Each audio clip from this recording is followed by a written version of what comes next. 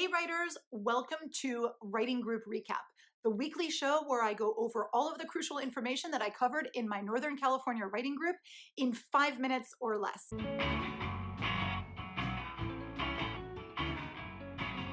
Let's get started. This week we talked about dialogue. Dialogue is super important because it's that one thing that kind of breaks up the monotony of your story. It'll break up long pages of narration or description.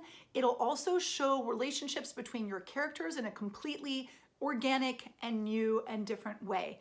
It also helps to move the action forward without much intervention by you, the author or the narrator. The other interesting thing about it is that it really reveals your character through their language choice, their way of speaking, their dialect, all of those types of things.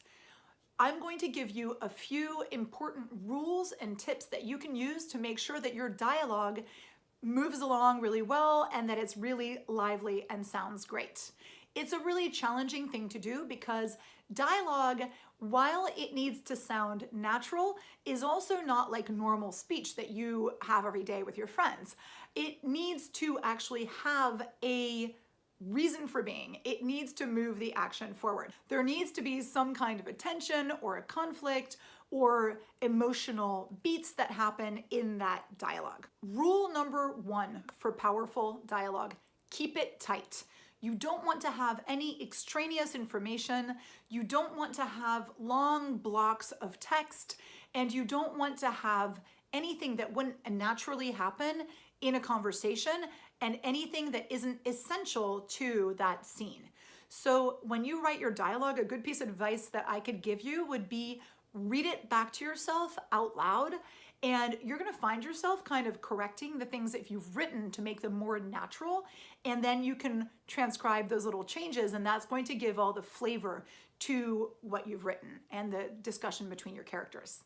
Rule number 2, check the beats. And by beats, I'm talking about emotional beats. Those are kind of these emotions that get triggered by the different points in your dialogue.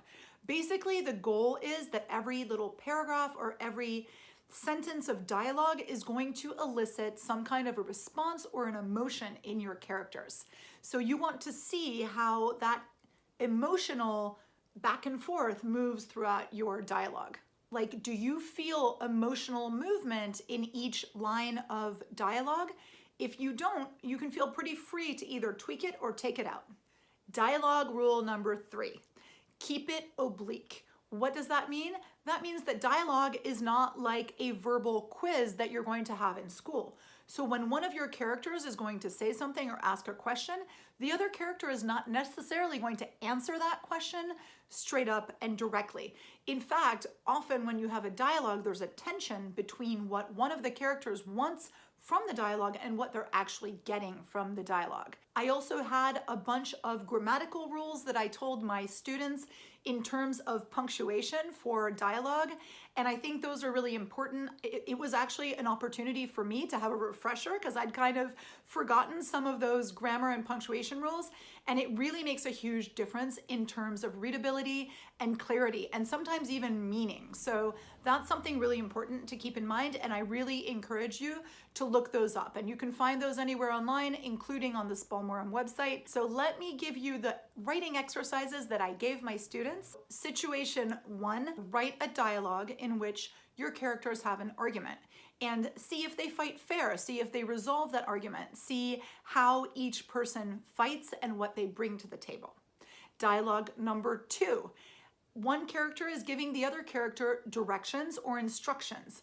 That's a fun one because you can show a generation gap or differences in learning, differences in understanding, things like that. It's kind of fun. Dialogue number 3, write something that's the opposite of a fight. Write something with two characters falling in love or finding something to love about each other or finding a point of affection, something that's endearing. And then dialogue number 4 was going to be a common recollection. So two of your characters are remembering the same event, but do they remember it the same way or do they remember different elements? Do they remember it completely differently? And do they end up arguing about that? Who knows?